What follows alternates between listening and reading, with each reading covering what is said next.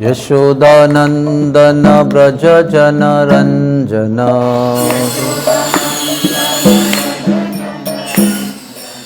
यशोदानंदन व्रज जन रंजन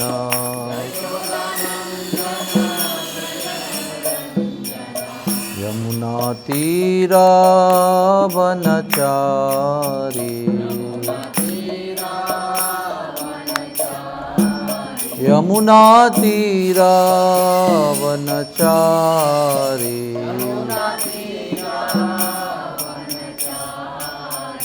जय राधा माधवा कुंज बिहारी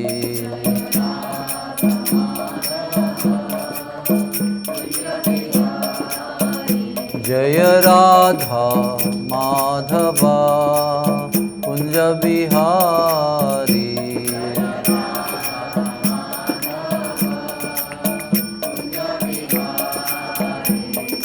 हरे कृष्णा कृष्णा कृष्णा हरे हरे हरे राम राम राम हरे हरे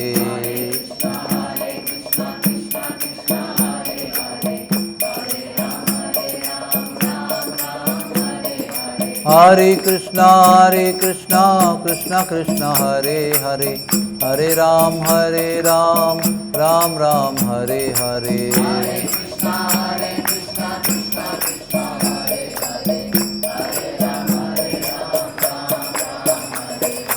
हरे कृष्णा कृष्णा कृष्णा हरे हरे हरे राम राम राम हरे हरे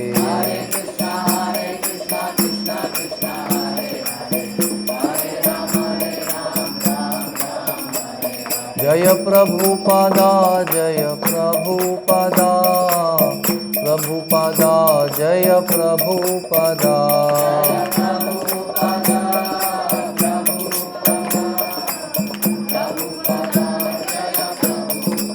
निताई गौर हरि बोल हरि बोल हरि बोल निताई गौर हरि बोल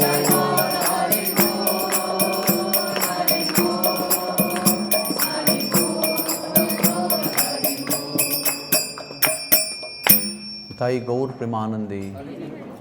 आप लोग आगे आ जाओ। ओम नमो भगवते वासुदेवाय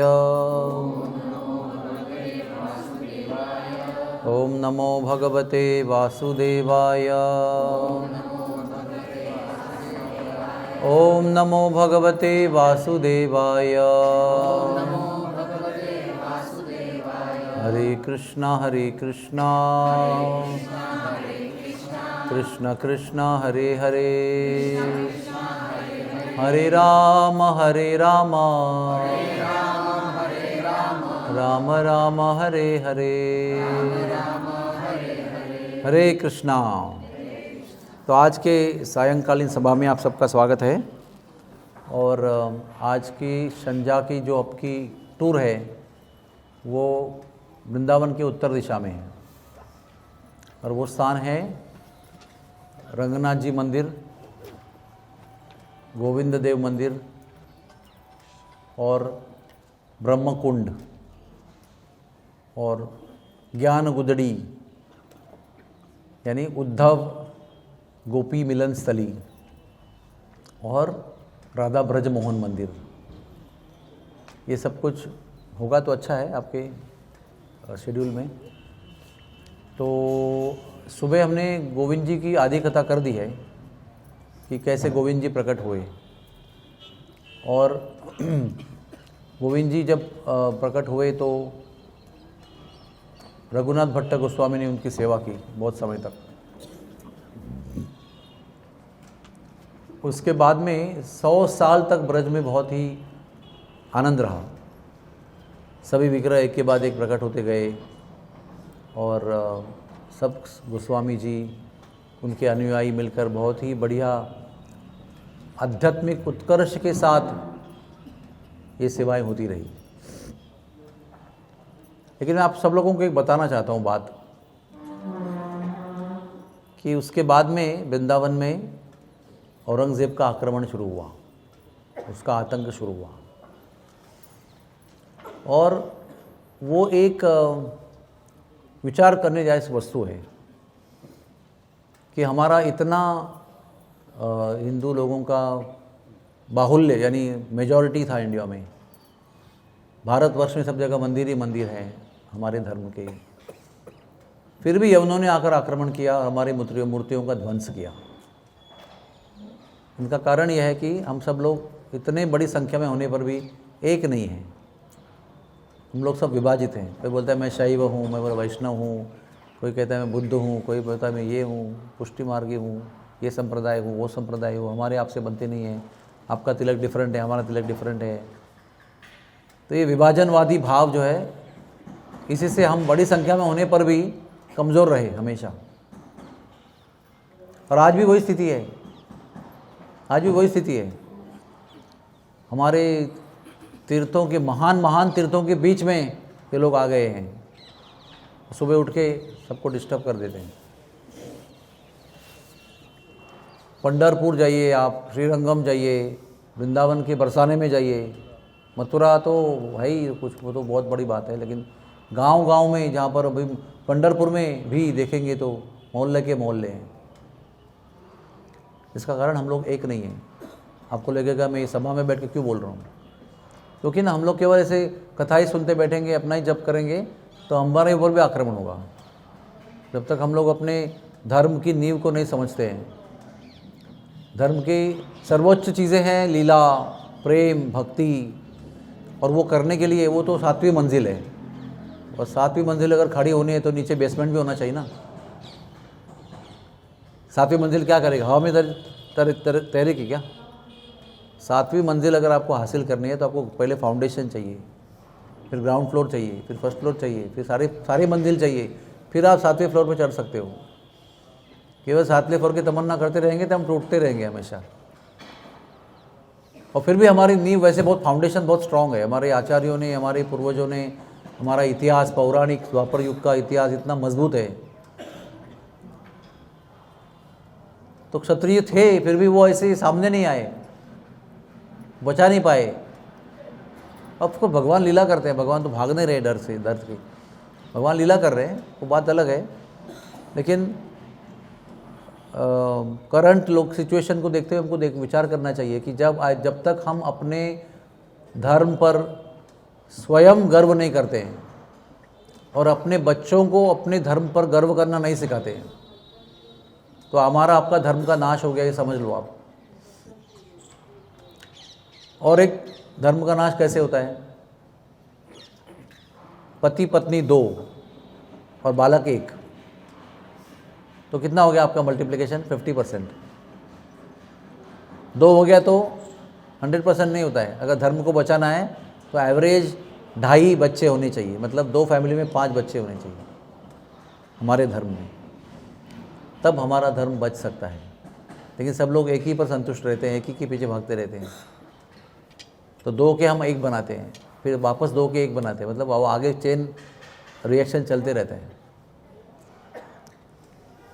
आज की तारीख में धर्म की रक्षा करने के लिए व्यक्ति चाहिए, नंबर चाहिए। We have to have numbers, because हमारा नंबर्स जो है बहुत तेज़ी से नीचे उतर रहे हैं, बहुत तेज़ी से। जब भारत स्वतंत्र हुआ था तो 1% था, आज परसेंटेज डिफरेंट है। और हम लोग सोते रहेंगे आराम से, 2050 साल में ऑलरेडी प्रेडिक्शन करके रखा है क्या होने वाला है। हम लोग माला लेके भागेंगे जंगल में, कोई जब करने देगा नहीं हमको। और ये भी गारंटी नहीं कि हम 2050 के पहले ही गुजर जाएंगे, ऐसा भी गारंटी नहीं है। तो जीना है, और जीना है तो डर डर के जीना नहीं है, जीना है तो गर्व से जीना है, शान से जीना है, बलपूर्वक जीना है, हक से भक्ति करनी है, भगवान को पुकारना है। तो हमारा जब इतिहास पढ़ते हैं ना, बहुत खून खौलता है कि पीढ़ियों से और सैकड़ों, मतलब सदियों से, हजारों सालों से चल रहा है ये। हम सोए हुए हैं, लोग हमारे ऊपर थोड़े संख्या में एकत्र होकर आक्रमण करते हैं, एंड वी गेट डिस्ट्रॉयड, और भागते हैं हमारी मूर्तियों को लेकर। तो इसलिए मैं यहाँ पर क्षत्रिय निर्माण करने का भाषण नहीं दे रहा हूँ, मैं केवल इतना ही कह रहा हूँ कि कब हमारे हृदय में ओपनली हमारे धर्म के प्रति गर्व होगा। When we will say we are proud of our सनातन धर्म, हम गर्व करते हैं हमारे वैष्णव संप्रदाय पर, कब करेंगे हम? ऑफिस जाते हैं तो तिलक लगा के नहीं जाते हैं, औरतें कुमकुम नहीं लगाते हैं, सिंदूर नहीं लगाती हैं, साड़ी नहीं पहनती है, जीन पैंट पहनती है। मतलब हमारे धर्म के जो चिन्ह हैं, केवल औरतें नहीं, आदमी भी, सब हमारे धर्म के चिन्हों को छोड़ रहे हैं और सब विदेशी चिन्हों को अपना रहे हैं। अधिकतर हमारे आजकल के जवान लड़के वो दाढ़ी रखते हैं, समझते ही नहीं कि हिंदू है कि यवन है। क्यों? लेकिन वाई? क्यों हम अपने धर्म के चिन्हों को गर्व से नहीं निभाते अपने शरीर पर? Why we are shy? क्यों हम शिखा नहीं रखते हैं? कौन रोकेगा आपको? हंसेगा तो क्या फ़र्क पड़ता है? समझो आपका बच्ची पर लोग हंसते हैं तो आप बच्चे को त्याग कर दोगे? यू डोंट केयर, मेरी बच्ची है, आई लव हर। उसी तरह तिलक पर क्यों नहीं प्रेम करते हैं? साड़ी पर क्यों नहीं प्रेम करते हैं? धोती कुर्ता पर क्यों नहीं प्रेम करते हैं? शिखा पर क्यों नहीं प्रेम करते हैं? गर्व क्यों नहीं करते? तो ये गर्व घर पे होगा, कुटुंब में होगा, तो आगे जाकर हमारा धर्म बचेगा, हमारा संप्रदाय बचेगा। खाली हम सोचते हैं कि उनको करना चाहिए, और वे कौन है? हम कभी करेंगे? वो प्रधानमंत्री को करना चाहिए। वो क्या कर रहे हैं? यहाँ पर वो टोल टैक्स पे, टोल नाके पे भ्रष्टाचार हो रहा है, मोदी जी क्या कर रहे हैं? अरे मोदी जी हर टोल टैक्स पे आएंगे क्या? हमारा क्या ड्यूटी है फिर? हम क्या करेंगे? बैठे के सोएंगे और कमेंट करते रहेंगे? तो ये बातें इसलिए निकली है कि 100 साल तक बहुत बढ़िया से आध्यात्मिक कार्य हुआ ब्रज में, तो औरंगजेब का वहाँ पर उदय हुआ। और औरंगजेब अपने आगरा के महल में खड़ा है रात को समय पे, टेरेस पे, उसको दूर एक मशाल दिखाई पड़ रही है आकाश में। तो अपने वो पूछता है असिस्टेंट लोगों को, क्या है ये? तो कहते हिंदुओं का मंदिर है, 7वें मंजिल पर यह मशाल जल रही है। क्योंकि वो मंदिर था गोविंद जी का, वो 7वें मंजिल का बना हुआ था, लाल पत्थर में। इतना गौरवशाली मंदिर है। आज भी वो 2 मंजिल पे जो खड़ा है ना, वो भी बनाना मुश्किल है। जो आज भी खड़ा है, उसके 5 मंजिल टूट चुके हैं, उसका फ़ोटो भी नहीं है। How glorious it must be. तो उसको वो सहन नहीं हुआ। वो कहते हैं हमारे महल के ऊपर हिंदुओं का महल की मशाल फैल रही है, डिस्ट्रॉय करो, आक्रमण करो। तो फिर शुरू हुआ वृंदावन धाम में आक्रमण। फिर गोविंद देव को आक्रमण किया गया, और वो खुलेआम अकबर को गाली देते थे कि अकबर ने अपने मनी सैंक्शन किया और हिंदुओं का मंदिर बांधा। और फिर ऐसा आक्रमण किया कि 5 मंजिल तोड़ दी उसकी, बहुत मुश्किल से वो भी। और हमारे लोगों को गोविंद जी को लेकर भागना पड़ा। गोविंद जी, गोपीनाथ जी, मदन मोहन जी, सबको लेकर भागना पड़ा। ऐसे नहीं कि भाई सब लोग क्षत्रिय लोग यहाँ से भाग के आए और युद्ध किया उन्होंने, ऐसा भी नहीं। यहाँ पर आक्रमण हो रहा है और बेचारे ब्राह्मण लोग भगवान को लेकर भाग रहे हैं। कोई नदी में डाल रहे हैं, कोई कुएं में डाल रहे हैं, कोई बैलगाड़ी में रात को लेकर पलायन कर रहे हैं, यहाँ से वहाँ भाग रहे हैं। तो इस तरह से जब ये खबर आई कि यवन आ रहे हैं, तो सभी वैष्णवों ने अपने ठाकुर जियों को बैलगाड़ी लेके शिफ्ट कर दिया। बीच रात में हमने वो ड्रामा भी किया था। बीच रात में गोविंद जी को बैलगाड़ी में रख के पलायन किया गया। कुछ समय राधा गोविंद को राधा कुंड के किनारे रखा गया। उसके बाद वो चले गए जयपुर, उसके बाद चले गए काम्य वन। राधा गोविंद जी राधा कुंड में कुछ समय रहे और फिर वहाँ से काम्य वन गए। और जब राधा गोविंद जी प्रकट हुए तो कुछ समय बाद वृंदा देवी प्रकट हुई ब्रह्म कुंड पे। उसकी कहानी बताऊंगा आपको मैं। तो वृंदा देवी राधा गोविंद जी की क्या कहते हैं, सहेली है, पार्षद है। तो रूप गोस्वामी ने वृंदा देवी का विग्रह जो है वो राधा गोविंद के दाहिनी साइड में प्रस्थापित किया। ओरिजिनल वृंदा देवी जो वज्रधाम ने बनाई थी मूर्ति, उसकी वो वज्र ब्रह्मकुंड में मिली उनको। तो वो सब राधा कुंड गए, वहाँ से काम में बन गए। और वहाँ से जब ही जयपुर जाने का निर्णय हुआ तो उस समय वृंदा देवी ने गोविंद जी से कहा कि आप तो जगत के नाथ हो, आपका सब जगह सम्मान होगा, मैं तो केवल वृंदा देवी, वृंदावन की देवी हूँ, तो मैं यहीं रहूँगी, आप चले जाइए। तो ओरिजिनल वृंदा देवी अपने घर काम्यवन में अभी भी विराजमान है। और गोविंद जी फिर वहाँ से जयपुर चले गए, और जयपुर यानी जयसिंह, राजा जयसिंह के नाम पे जयपुर बना हुआ है। तो वो बड़ा वैष्णव था, बहुत सुंदर वैष्णव था वो। उसने आश्वासन दिया वैष्णवों को कि आप चिंता मत करना, गोविंद जी की रक्षा मैं करूँगा। और आप कभी भी हम सामान्य स्तर पर राजा का घर है ना, वो शहर के या किसी भी ज़िले के सेंटर में होता है। तो राजा जयसिंह ने उस सिटी को ऐसे बनाया कि 7 द्वार का एक शहर जैसा कस्बा बनाया उसने गोविंद जी के लिए। आज भी वो 7 द्वार ऐसे हैं कि उस समय हाथी और रथ भी जाता था घोड़े का उसमें से प्रवेश करके। आज बस जाती है, लग्जरी बस, इतना ऊंचे दरवाजे हैं। और वो 4 दरवाजे हैं, और हर दरवाज़ा हर दिशा में 7 है। पूर्व पश्चिम दक्षिण उत्तर में 4 एंट्री है उसकी, हाथी घोड़े और हमारे आज की बसेस। और आप एक गेट से एंट्री करेंगे तो वो 7 गेट हैं, और उसके बीच में राधा गोविंद जी विराजमान है। और वो शहर के सेंट्रल पोजीशन में है। और जयसिंह राजा के नाम पर उसका नाम पड़ा जयपुर। लेकिन राजा ने अपना महल राजा अपने शहर के सेंटर में नहीं बनाया।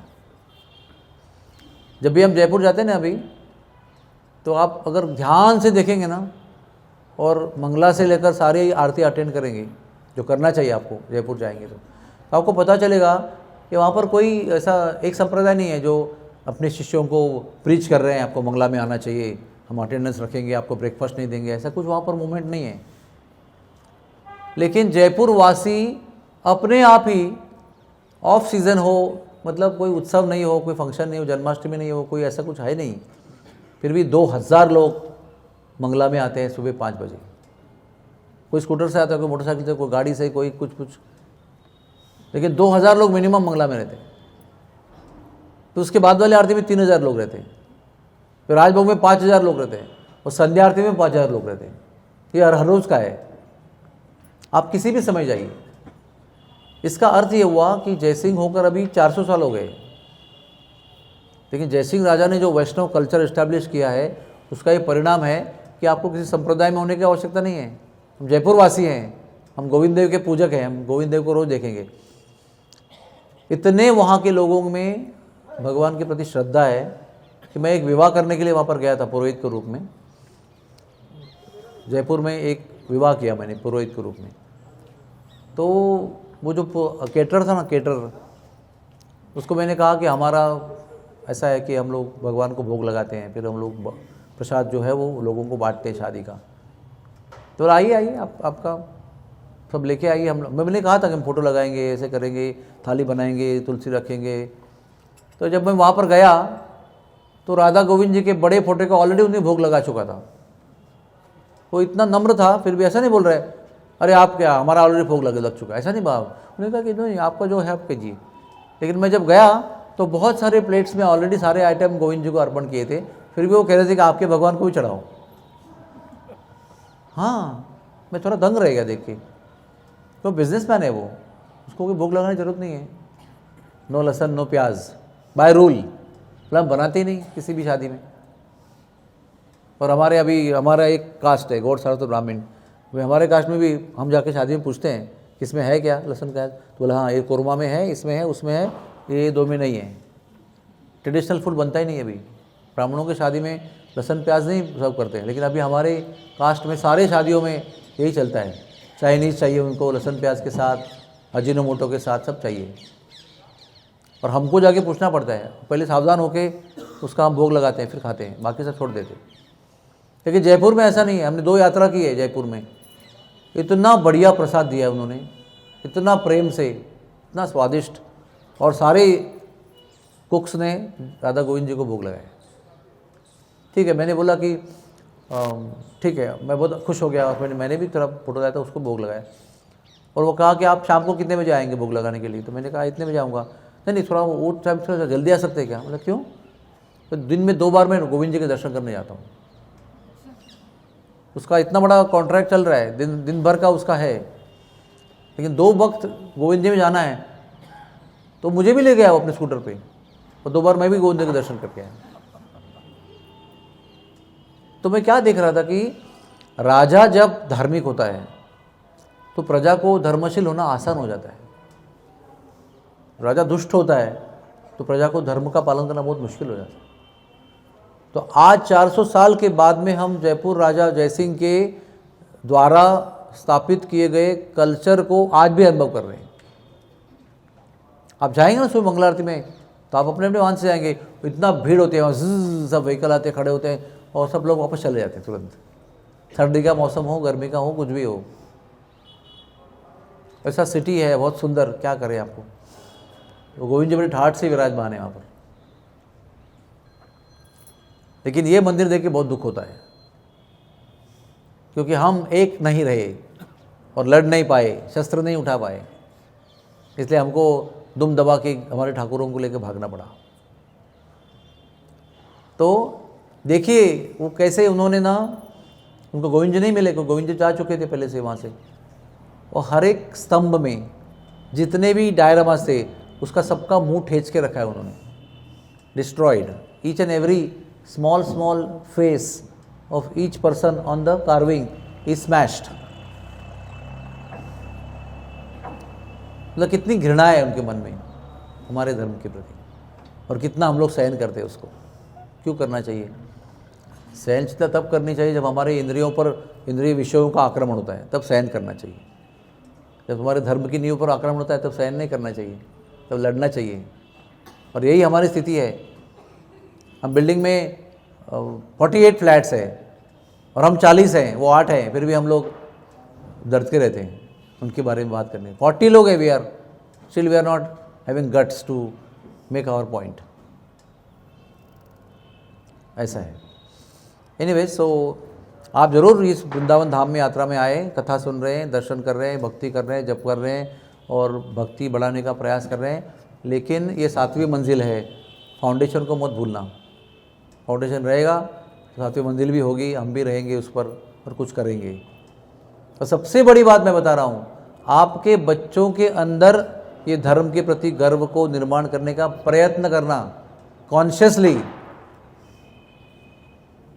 तब हम कह सकते हैं कि हमने अपने बच्चों को कुछ धरोहर दी है, कुछ लेगेसी दी है।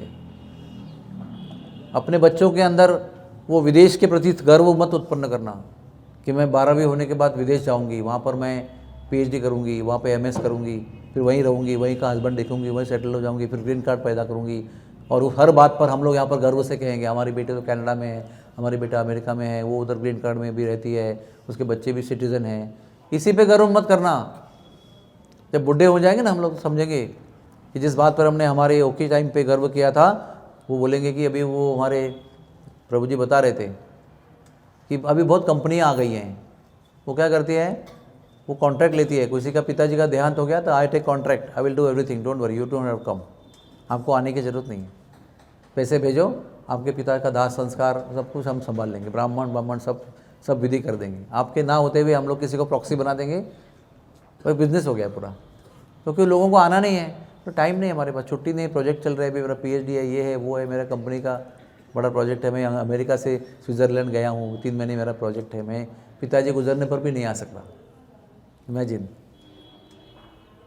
क्यों नहीं आ सकते? हमने उनको गर्व से प्रोत्साहन दिया था, जाओ अमेरिका में पढ़ो। फिर वहीं पर शादी करने के बाद उसकी हर कदम पर हमने गर्व से सबको बताया था कि मेरा बेटा, मेरी बेटी ऐसे ऐसी है। तो उसका फल क्या है कि बुढ़े बुढ़ी अकेले रहते हैं परिवार में।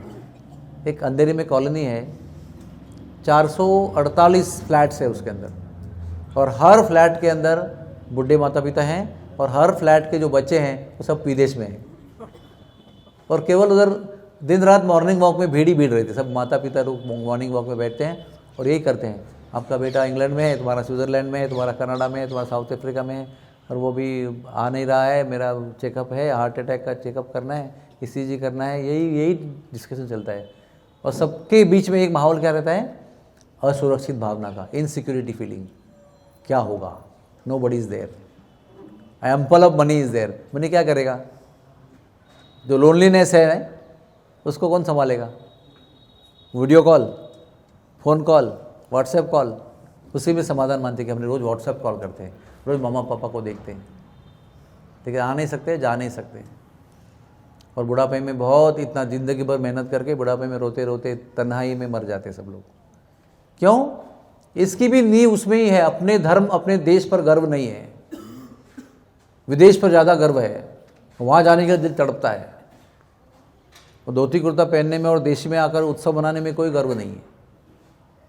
That is why we are suffering, we are only cause of our suffering. हमारे ही भविष्य के दुख का हम ही कारण है, क्योंकि हम गलत चीज़ पर गर्व करते हैं। ये आज से 10,000 साल का इतिहास है हमारा, यही ऐसा ही चल रहा है। और चैतन्य महाप्रभु कहते हैं पृथ्वी ते आचे सर्वनगरादि ग्राम सर्वत्र प्रचार हरि भो नाम, उन्होंने घोषणा कर दी है। तो हम लोग कहेंगे उनकी घोषणा है तो वो देखेंगे क्या करना है ना? कितना इजी है ना। मैंने थोड़ी कहा था उनको घोषणा करने के लिए, मैं थोड़ी वहाँ पर था। महाप्रभु आए और उन्हें अपनी अपनी घोषणा कर दी, पृथ्वी ते आचे सर्वनगरादि ग्राम, हर नगर में हर ग्राम में मेरे नाम का उद्घोष होगा, गांव गांव में हरिनाम कीर्तन होगा। तो वो करेंगे, मैं थोड़ी करूँगा। नहीं, ये महाप्रभु जी का आंदोलन है, हम उनमें सम्मिलित हो गए हैं, हमें करना है ये। महाप्रभु खुद कहते हैं कि मेरे पास भक्ति के इतने फल है कि मैं अकेले नहीं बांट सकता उसको। महाप्रभु जी का वाक्य है चैतन्य चरितामृत में, I can not distribute all this fruits on my own, I need you to pick up this fruits and distribute to others. तो वी कैनॉट बी ऐसा indifferent, you know, irresponsible, he will do, she will do, he will do, she will do, ये हमारा mood है। I will do ये mood होगा ना सबका, तो थोड़ा थोड़ा भी करेंगे ना तो भी हमारा धर्म बहुत आगे बढ़ेगा। लेकिन जब तक he will do, she will do, वो करेंगे ये करेंगे, तब मूड रहेगा ना, कोई धर्म की प्रगति नहीं होगी। और ज़रूरी नहीं कि आपको युवा ही होना चाहिए, बुढ़ा ही होना चाहिए, बुजुर्ग ही होना चाहिए, आदमी होना चाहिए, औरत होना चाहिए, हर एक को थोड़ा थोड़ा गर्व होना चाहिए बस। और वो गर्व से काम करेंगे ना और अपने बच्चों को गर्व देंगे, अपना धर्म आगे बढ़ेगा। और ये जो स्वप्न महाप्रभु जी का है, सब देश में, सब घर में, सब ग्राम में, सब शहर में भगवान नाम का प्रचार होगा, ये बहुत आसान हो जाएगा। It will be a reality. और अपने आप में भी हो रहा है, भारत में धुआंधार प्रचार हो रहा है। एक हमारी संस्था से भी हो रहा है और बाकी भी संस्था से हो रहा है। धर्म अपराइज में है, लेकिन हम लोग अगर सोते रहेंगे फिर भी उसके अंदर, क्या कहते हैं ना, slumber, if you sleep in the slumber mood, फिर वो नाश होने में कोई मतलब टाइम नहीं लगेगा उसकी। तो जागो सब लोग, आज जब कर रहे हैं आगे भी आना है, आगे भी जब करना है, अभी जगना होगा। तो ऐसे गोविंद जी का मंदिर का ध्वंस हो गया, फिर वहाँ पर दूसरी मूर्ति आके रखी गई, फिर पीछे एक मंदिर बनाया गया, वो जो पीछे उसके और एक मंदिर है, बहुत सुंदर मंदिर है, प्रतिभू यानी उसकी जगह पर दूसरी मूर्ति जब रखते हैं तो उतनी शक्ति उस मूर्ति में होती है। बट ओरिजिनल मूर्ति जो है वो जयपुर में है, राधा गोविंद जी का। और वृंदा देवी जो है वो कामेवन में रहती है और वृंदाकुंड में अपनी सेवा के लिए आती है और निवास उनका कामेवन में है। इसके आगे जाएंगे तो ब्रह्मकुंड आता है। ब्रह्मकुंड भी एक बहुत ही पावरफुल जगह है, बहुत सारी उत्कट घटनाएं वहाँ पर हुई है। एक तो वृंदा देवी का लाभ हुआ है वहाँ पर, तो बात अलग है। ब्रह्मा जी ने कृष्ण के बछड़े और बछिया चुराई, ग्वाल बाल भी चुराए परीक्षा करने के लिए। इसका अर्थ क्या हुआ कि अगर हम ब्रह्मा भी बनेंगे ना तो भी भ्रम और माया का प्रभाव नहीं छूटेगा। ब्रह्मा कौन है? इस पूरे संप्रदाय के प्रमुख है वो, उनके द्वारा सृष्टि का निर्माण हुआ है। भगवान का दर्शन किया है कई बार उन्होंने, भगवान से डायरेक्टली आदेश भी लिया है, से direct first servant of Krishna. फिर भी वो होता है ना अपना, एक तो अपना एजुकेशन है, उस पर बहुत गर्व होता है कि I am MBA, I am MD, I am MBBS, I am PhD, I am BTech, MTech from America. इसका एक अलग गर्व होता है। और वो उसके ऊपर जो पोजीशन मिलता है कि अभी मैं वाइस प्रेसिडेंट हूँ वो कंपनी का, मैं अभी इसमें क्या कोको कोला में हूँ, मैं इसमें हूँ, उसमें हूँ, और मैं अमेज़ॉन में हूँ, और मैं क्या बिल गेट्स की कंपनी में हूँ, सिलिकॉन वैली में काम करता हूँ, या मैं इधर भी हैदराबाद में हूँ, मैं इधर बेंगलोर में हूँ। तो वो जो पद है उसके ऊपर मिलने वाली तनख्वाह जो है उसके ऊपर और 2 लेयर चढ़ जाते हैं गर्व के। तो ये तो सारी चिंटू चीज़ें हैं।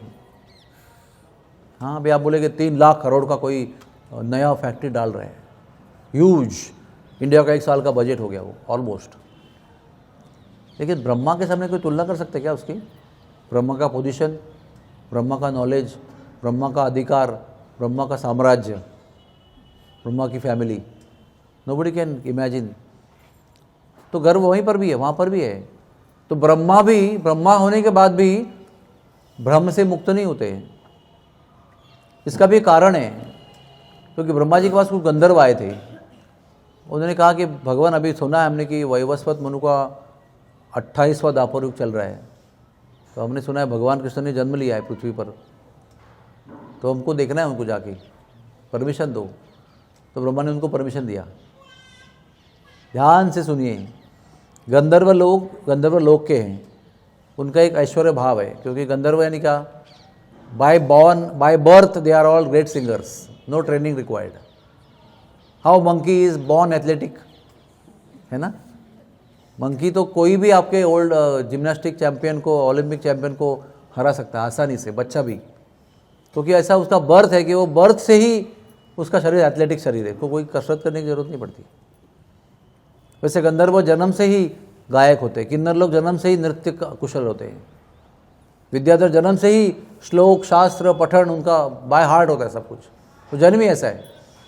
तो गंधर्व अपने वो देवलोक के गर्व से वहाँ गए नीचे, शुद्ध भक्त बनकर नहीं गए, ऐसे ही अपने टूरिस्ट के भाव से गए। और क्या देख रहे हैं भगवान को, भगवान ऐसे छीना झपटी कर रहे हैं, भगवान का कोई डब्बा खींच रहा है, कोई खींच रहा है, कोई भाग रहा है, कोई भगवान को ताने दे रहा है, तेरा नाना मूर्ख है वगैरह वगैरह सब चल रहा है।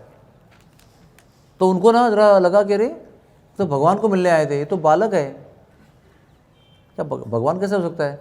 सब उसका मजाक उड़ा रहे हैं, सब खेल रहे हैं, नदी में कूद रहे हैं, कोई उसको धोती खींच रहा है। थोड़ी भगवान ऐसे होते हैं। हम तो भगवान को कितना बड़ा श्लोक बोल के वंदन करते हैं, फिर भोग लगाते हैं, फिर बड़ी कितना आरती होती है, कितना ऐश्वर्य संपन्न पूजा होती है। तो उन्होंने भगवान को देखा, फिर भी वो समझ नहीं पाए, क्योंकि उनको उस विजिट में शुद्ध भक्त का संग नहीं मिला था, वैसे ही टूरिस्ट के रूप में गए थे। इसलिए आप भी कभी यहाँ पर टूरिस्ट के भाव में मत आना, कभी भी किसी डिवोटीज़ के ग्रुप के साथ आना, जिनको पता है यहाँ पर क्या देखना है और कैसे देखना है। तो वो सब देखा उन्होंने, जो उनको देखने का भाग्य मिला। लेकिन ब्रह्मा के पास जाके बताया कि वो बालक जो था वो भगवान थोड़ी है, वो देख रहे हैं हम तो सामान्य बालक है, वो गाय चराता है, गोबर में खेलता है, गोमूत्र में डर्टी हो जाता है, धूल से मखा रहता है। तो उनका संग करने से ब्रह्मा की मति भी भ्रष्ट हो गई, ऐसे शास्त्र में लिखा है। ब्रह्मा जी के मन में भगवान की परीक्षा करने का क्यों भाव आया? क्योंकि एक तो अगासुर नाम के भयंकर राक्षस का वध उस बालक ने किया, ये न्यूज़ ब्रह्मालोक में आई। और अगासुर का जो आतंक था, दरारा था, दहशत थी, उससे ब्रह्मालोक के लोग भी भयभीत थे। ब्रह्मालोक तक उसका दहशत पहुंची थी। और ये खबर दे रहे हैं कि हम गए थे तो वो बालक है, वो क्या करता है पता नहीं चल रहा है। और उसके बाद सेकेंड न्यूज़ आती है कि उसी बालक ने अगासुर का वध कर दिया।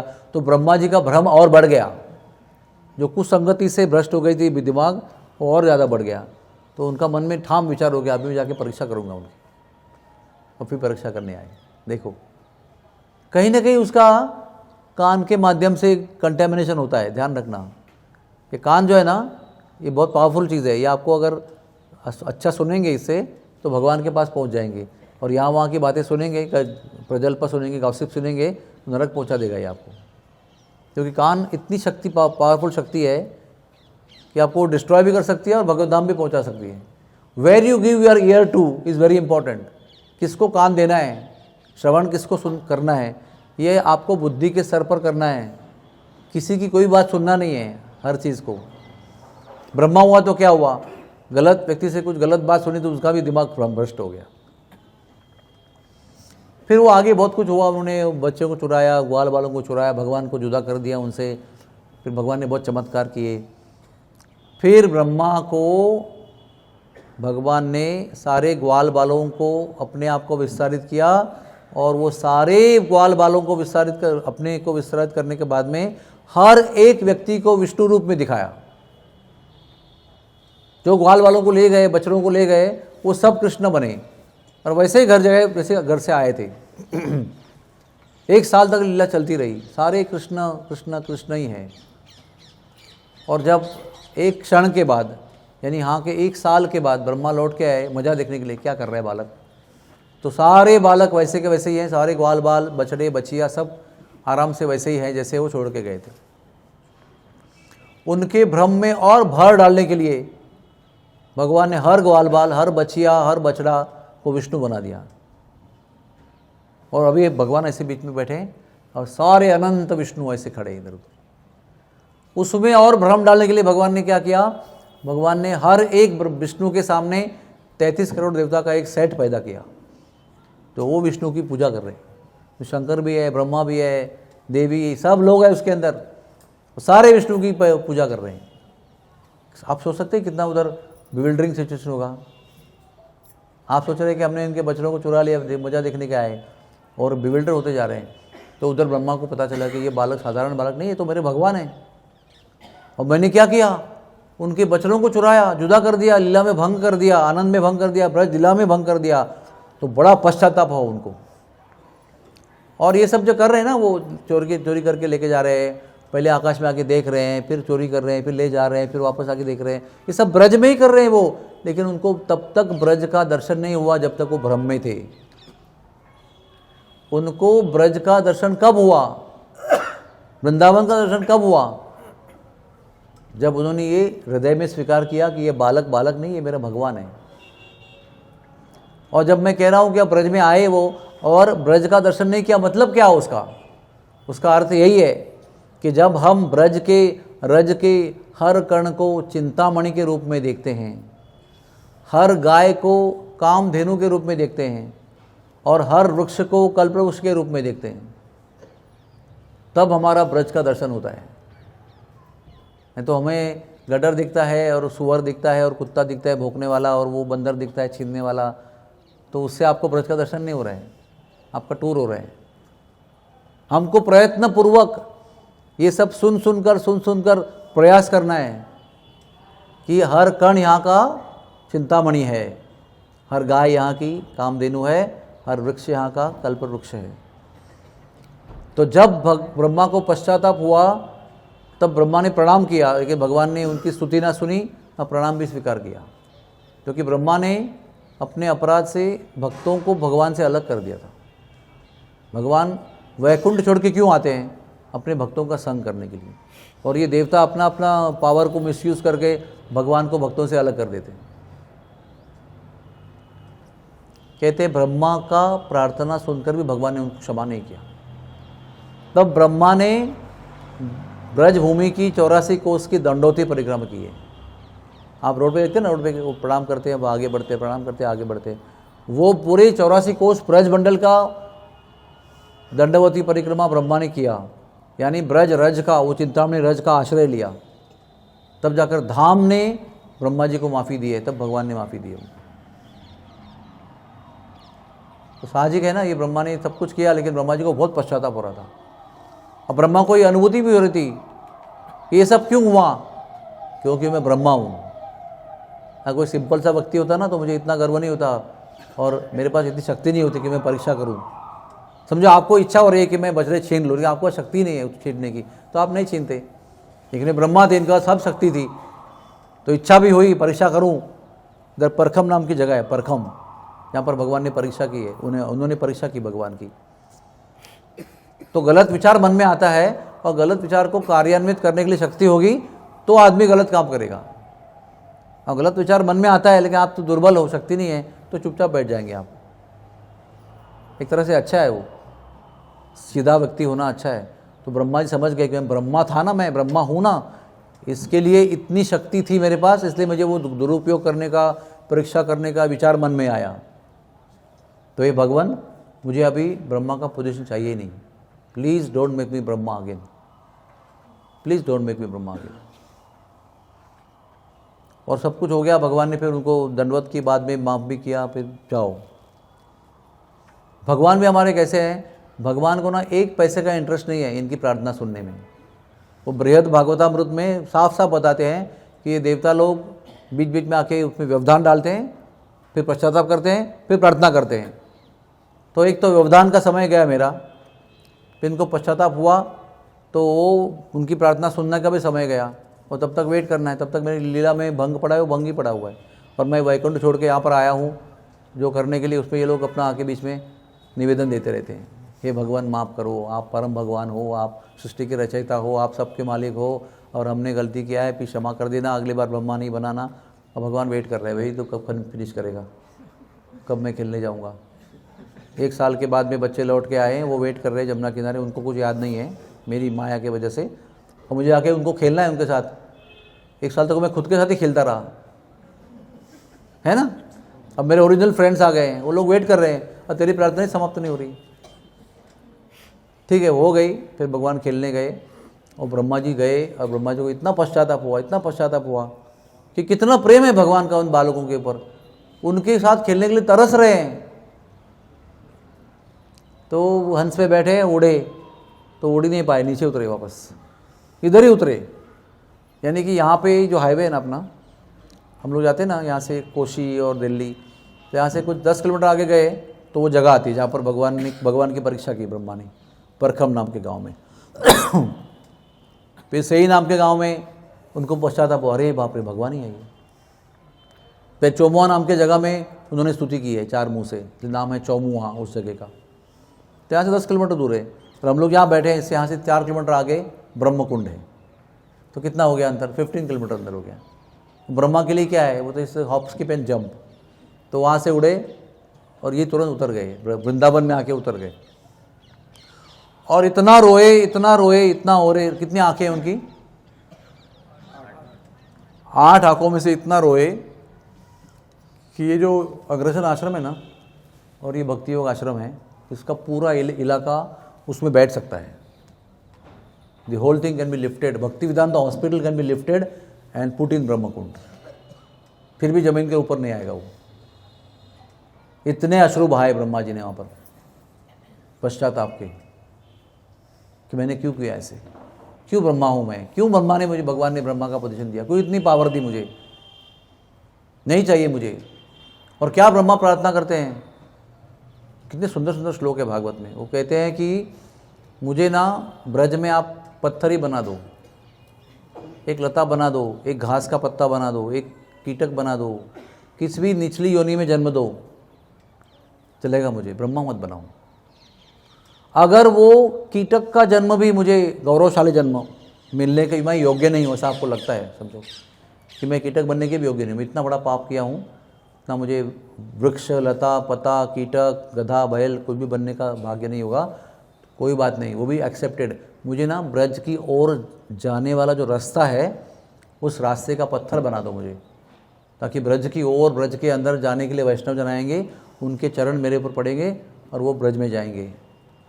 ऐसे कहा है ब्रह्मा जी ने, इतना पश्चाताप किया है, अपने आप को इतना न्यून भावना का अनुभव किया है कि मैं अगर ब्रज में जन्म लेने के भी लायक नहीं हूँ, तो मुझे ब्रज के बाहर, ब्रज की ओर जाने वाले रास्ते का पत्थर बना दो। और ये कोई डायलॉग नहीं माल रहे, वो कविता नहीं बना रहे हैं, दिल से बोल रहे हैं, रो रहे हैं, रोके रोते बोल रहे हैं। तो ब्रह्मकुंड है ना, उनके पश्चाताप के अश्रु हैं। वो बहुत तीव्र जगह है, वो दिखने में बहुत सुंदर कुंड है, वाह क्या आप फोटोग्राफी करेंगे, सेल्फी निकालेंगे, सब यहाँ से वहाँ करेंगे। लेकिन आपको चिंतन करना चाहिए कि पश्चाताप कैसे किया जाता है और कैसे करना चाहिए, और वहाँ पर जाकर प्रार्थना करनी चाहिए। उससे भी उनका दिल नहीं भरा, वहाँ अश्रु बहा के उड़े, तो फिर आगे उत्तर दिशा में गए, तो उधर जाके उतर गए। बोले अभी मेरे को ना यहाँ से जाने के पहले कंफर्म ही करना पड़ेगा कि अगले जन्म में ब्रह्मा नहीं बनूंगा मैं। उनके मन में संकल्प थे, 2 संकल्प थे। हरे कृष्णा। तो उनके मन में दोबारा उतरने के बाद 2 संकल्प थे कि I have to make sure कि I will not become Brahma, number 1, and second संकल्प था कि मैं तुच्छ व्यक्ति बनूंगा। केवल ब्रह्मा नहीं बनना एक बात है, फिर इंद्र बन सकता है, वायु बन सकता है, चंद्र बन सकता है, कुछ भी बन सकता है, लेकिन ब्रह्मा नहीं बनूंगा और एक यक्कश्चित तुच्छ व्यक्ति बनूंगा। ये 2 संकल्प लेके वो दोबारा उतरे और उन्होंने तप किया वहाँ बैठकर। अभी रोए नहीं वो, अभी निश्चय है उनके मन में कि मुझे बनना ही नहीं है किसी भी हालत में। तो तप किया, तो वो कौन सी जगह तप किया बताओ? नवद्वीप धाम, मायापुर धाम में बैठ के उन्होंने तप किया।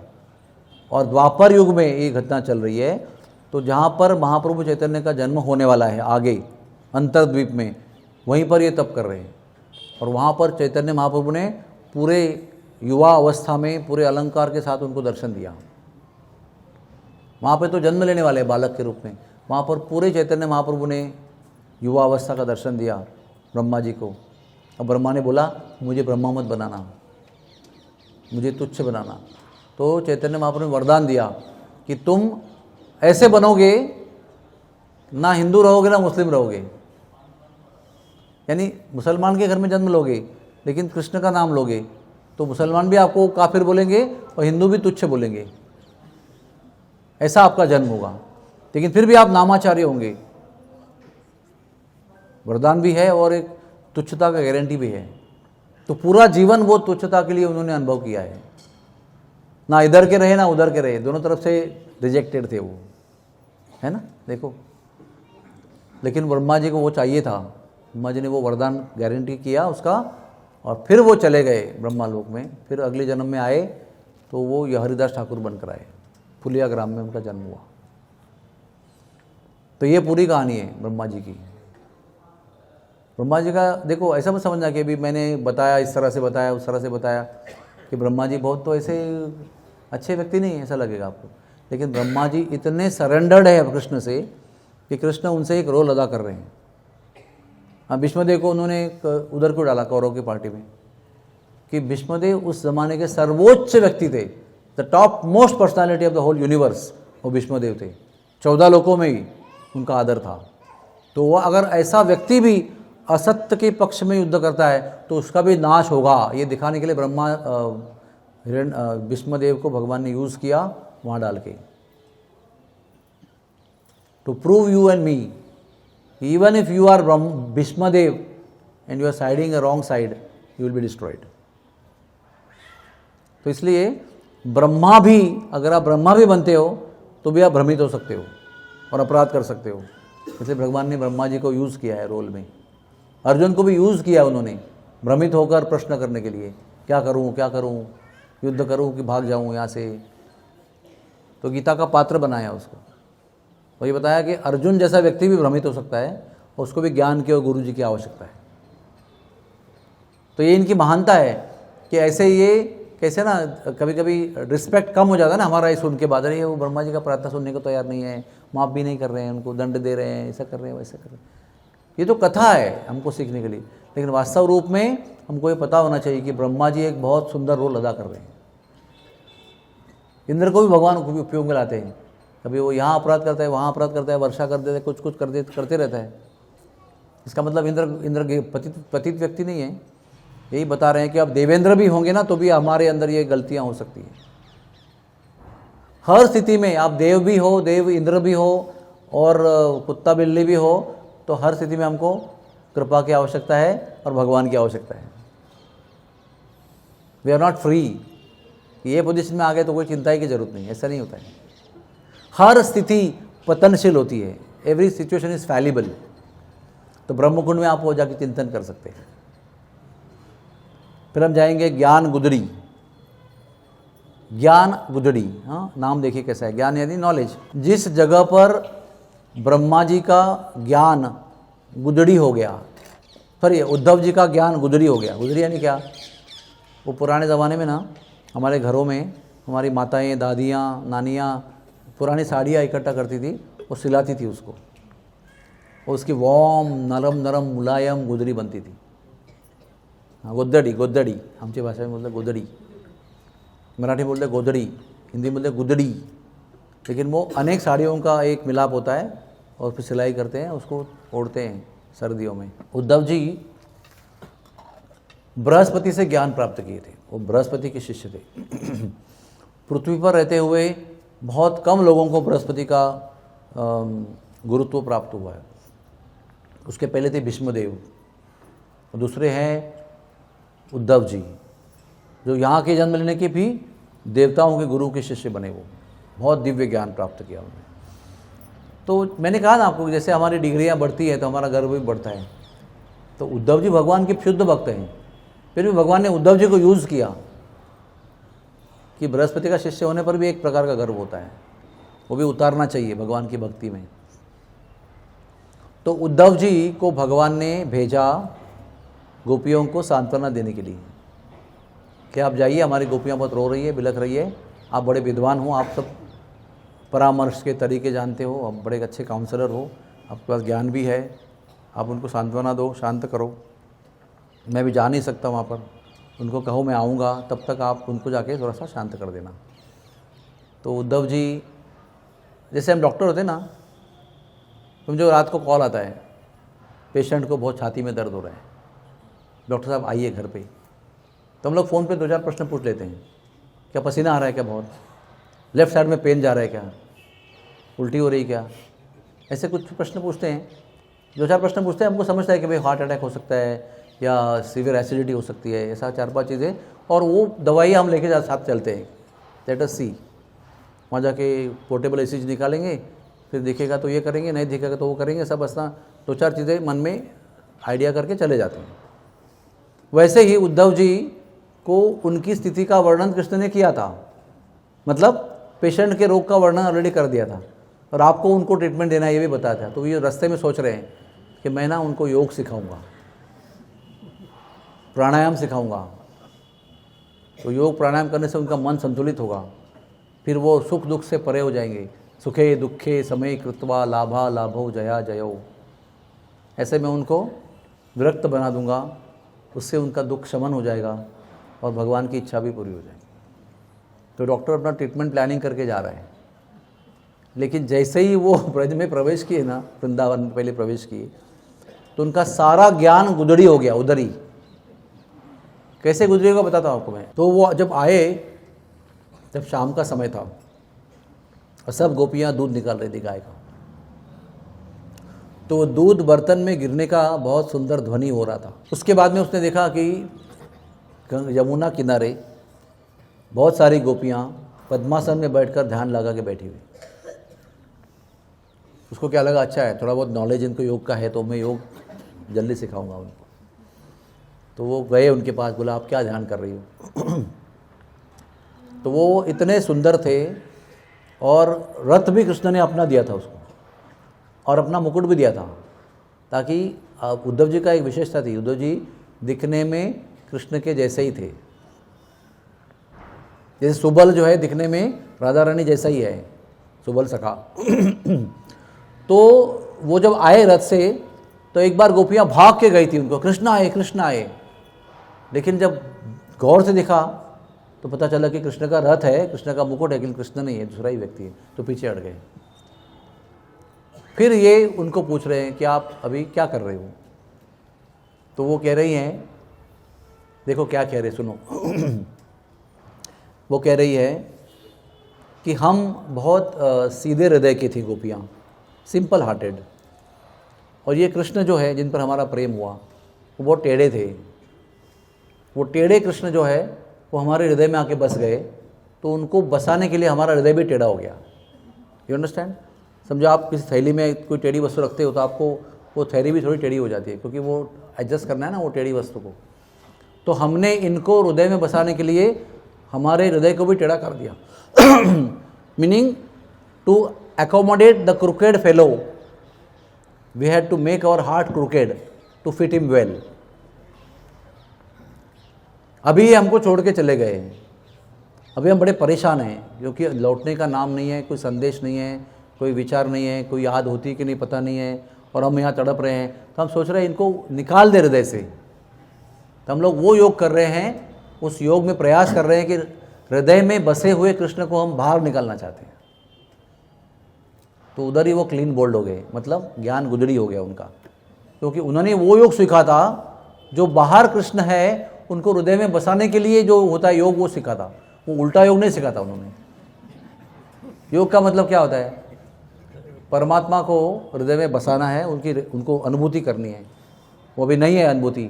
अनुभूति प्राप्त करने का योग हम लोग सीखते हैं अष्टांग योग में। लेकिन ये योग जो है ना वो पहली बार देखा उसने कि ऐसा भी योग होता है कि ऑलरेडी बसे हुए हैं, ऑलरेडी सिद्ध है ये सब लोग, इनके हृदय में ऐसे बसे हुए कि निकलते नहीं है, उनको निकालने के लिए योग किया जा रहा है। तो डॉक्टर का जो सोच के आया था सारा ट्रीटमेंट का पैकेज पूरा फेल हो गया, वो क्या करूं, डॉक्टर कंफ्यूज हो गया पूरा। उसके बाद में आगे आगे जो भी घटनाएं हुई वो ऐसी हुई कि उद्धव जी के भ्रम में और भर पड़ती गई और उद्धव जी पूरे सब ब्लैंक हो गए। जैसे पीएचडी का गोल्ड मेडल स्टूडेंट जो है ना एग्ज़ाम हॉल में गया, उसको कुछ नहीं याद आ रहा है, ओरल क्वेश्चन पूछ रहे हैं उसको कुछ नहीं आ रहा है, रिटन टेस्ट में भी कुछ नहीं आ रहा है, सब कुछ ब्लैंक हो गया, पूरा डिलीट हो गया ब्रेन से। ऐसा होता है कई बार, सडनली यू बिकम ब्लैंक। वैसे उद्धव जी की स्थिति हो गई, यानी कि जो भी बृहस्पति के द्वारा प्राप्त किया हुआ ज्ञान था ना वो सब डिलीट हो गया उनका। इतना प्रभाव था गोपियों के माधुर्य का, इतना उनके प्रेम में शक्ति थी, इतने प्रभाव क्षेत्र था उनके प्रेम का। उस प्रभाव क्षेत्र में जैसे ही उद्धव जी आए सारा ज्ञान उनका नष्ट हो गया completely. He became like a blank slate. अभी एक बार सोचते रहे करूँ क्या, अभी करूँ क्या करूँ क्या। नंद बाबा को मिला तो कुछ और हो गया, इनको मिला ग्वाल बालों को, गैयाओं को देखा, सबको देखकर भ्रमित हो गया पूरा। वो ये कैसा प्रेम है ये, आई थिंक कि मुझे ही प्रेम है भगवान के ऊपर, लेकिन अद्भुत कुछ चीज़ देख रहा हूँ मैं। तो वो ज्ञान गुजरी जगह है। इसलिए संत लोग यहाँ पर बार बार कहते हैं वृंदावन में कोई भी शहर का वजन लेके मत आना। रजोगुण का, रजोगुण का मतलब क्या है, धन पर गौरव, विद्या पर गौरव, सौंदर्य पर गौरव, पोजीशन पर गौरव, ये सब का गर्व लेके हम आते हैं यहाँ पर। तो वो गर्व लेके आएंगे तो अगर आप लकी होंगे तो वो गर्व टूट जाएगा आपका, और अनलकी होंगे तो गर्व बना रहेगा और सूखे सूखे लौट जाएंगे हम लोग। तो समझ में आया आपको? लकी होंगे उद्धव जैसे तो आते ही आपका गर्व स्मैश हो जाएगा और आगे भगवान की कृपा होगी। क्लीन सेट होगा तो भगवान कुछ लिखेंगे, भरा हुआ तो भगवान क्या लिखेंगे। और अगर ज़्यादा ही गर्व है हमारा और संतों का संग भी नहीं है तो गर्व बना ही रहेगा और हम लोग सब यहाँ का सब तुच्छ समझ के निकल जाएंगे। क्या है गोपियाँ, क्या गोबर, क्या गौमूत्र, क्या है ये सब गंदगी, मुझे इंटरेस्ट नहीं इसके अंदर, तो चले जाएंगे। मैंने यहाँ पर बार बार संतों के मुख से सुना है, यहाँ पर आते हो ना तो शहर के रजोगुण को छोड़ के आया करो, तब जाकर यहाँ का प्रेम का रस मिलेगा। अपना धन का गौरव, अपने पोजीशन का गौरव लेके यहाँ मत आना, मैं एक साधारण व्यक्ति बनकर आना। Become mister nobody and enter here, तब अद्भुत कृपा होगी यहाँ पर। सब भूल जाना चाहिए कि मैं कौन हूँ, मेरा पोजीशन क्या है, मेरा स्थिति क्या है, वो सब कुछ भूल कर यहाँ पर आना चाहिए। तब यहाँ के रज का महत्व पता चलता है, तब यहाँ पर ब्रजवासियों का महात्म्य पता चलता है। क्योंकि आमतौर पे जो पढ़ा लिखा व्यक्ति होता है उसके चेहरे पे तेज होता है, तो कोई सच्चा साधु होता है तो उसके चेहरे पे और तेज होता है। यहाँ पर जितना भजन यहाँ पर लोग करते हैं उतने वो कुरूप दिखते हैं। आप देखिए गांव में जाकर ऐसा भजन करते हैं भगवान का, लेकिन दिखने में इतने कुरूप है, कोई संत का लक्षण ही मुँह पे नहीं है। भगवान ने जानबूझ के उनको ऐसा रखा है। ना धन है, ना सौंदर्य है, ना एजुकेशन है, ना कोई पोजीशन है। जिस चीज़ पे हम सब लोगों को गर्व होता है, वो गर्व करने लायक चीज़ें होती है, वो उनके पास भगवान ने दी ही नहीं है, ताकि गर्व हो ही नहीं। They will be no origin of गर्व ओनली, ताकि वे हमेशा दीन बने रहे और भगवान के गोद में रहे, राधा रानी के चरणों में रहे और प्रेम की गरिमा को अनुभव करते रहे। जब कोई उत्सव आता है ना तब उनको गाते हुए देखें आप, आपको रोना आएगा देखकर जिस प्रकार से गाते हो। इतनी गहराई में भक्ति है उनके हृदय में, इतनी दानत है, इतनी सहनशीलता है, इतना प्रेम है उनके हृदय में, इतनी त्याग की भावना है। तो उद्धव जी को भगवान ने जानबूझ के भेजा था कि जब बृहस्पति की पाठशाला में पीएचडी करके आया है, अभी गोपियों की पाठशाला में भेजना चाहिए उनको, तो प्रेम का रहस्य समझेगा। तो यहाँ पर आकर प्रेम का रहस्य समझ गया वो द्वारका में, मथुरा में जो भी उसको पोजीशन, सान्निध्य भगवान का आध्यात्मिक जीवन में जो भी प्राप्त हुआ है वो छोड़ दिया उसने। ऐसा है ये भक्ति का जीवन, जो वृंदावन में है और कहीं नहीं है। भगवान के पास भी वृंदावन के बाहर वो चीज़ नहीं है जो यहाँ वृंदावन में प्राप्त है। तो द्वारका वासियों को भी प्राप्त नहीं है जो ब्रजवासियों को प्राप्त है। द्वारकावासी भी हमेशा अचंभित रहते थे कि भाई वृंदावन लोगों के अंदर ऐसा है चीज़ क्या है। यहाँ रहकर भी भगवान दिन रात रोते रहते हैं उनकी याद करके। सब कुछ है यहाँ पर, कोई प्रेम की कमी नहीं है। लेकिन फिर भी वृंदावन के लोगों को याद करके बार बार बार बार रोते रहते। क्या है, क्या इसके अंदर? ऐसा है ये वृंदावन धाम। उसके ही अंदर ज्ञान गुजरी में एक राधा ब्रज मोहन का मंदिर है। वो नरोत्तम दास ठाकुर का मंदिर है, जो खेतुरी ग्राम में उन्होंने 5 विग्रह है। एक राइस के गोदाम से जो सांप से पीड़ित थे, वो सांपों से मुक्त करा के उन्होंने वो 5 विग्रह उस गोदाम से प्रकट किए। उसमें से 2 विग्रह जो है वो वृंदावन में आए। एक आपने देखा गोकुलानंद के मंदिर में, ऐसे हाथ ऊपर करके पीले रंग के गौरांग महाप्रभु खड़े हैं, चैतन्य महाप्रभु। और दूसरा विग्रह जो राधा ब्रजमोहन, वो ज्ञान गुदड़ी में है। बहुत सुंदर मंदिर है। उसके अंदर नरोत्तम दास ठाकुर जी का हरिनाम चद्दर है, श्रीमद् भागवत है, उनकी गोवर्धन शिला है, उनकी जप माला है। लेकिन अभी वो दिखाते नहीं किसी को, पहले हमको दिखाते थे, क्योंकि वो इतना जीर्ण हो गया, अगर उसको हाथ लगाएगा ना तो हरिनाम चद्दर की पाउडर हो जाएगी। इतना पुराना है वो हरिनाम चद्दर। तो पहले दूर से दिखाते, अभी दूर से दिखाते नहीं, अंदर रख दिया उन्होंने उसको। लेकिन उस मंदिर में है क्या क्या है? नरोत्तम दास ठाकुर का जपमाला, हरिनाम चादर, श्रीमद् भागवत और गिरिराज शिला, और उनके विग्रह राधा ब्रजमोहन तो मंदिर में ही सामने खड़े।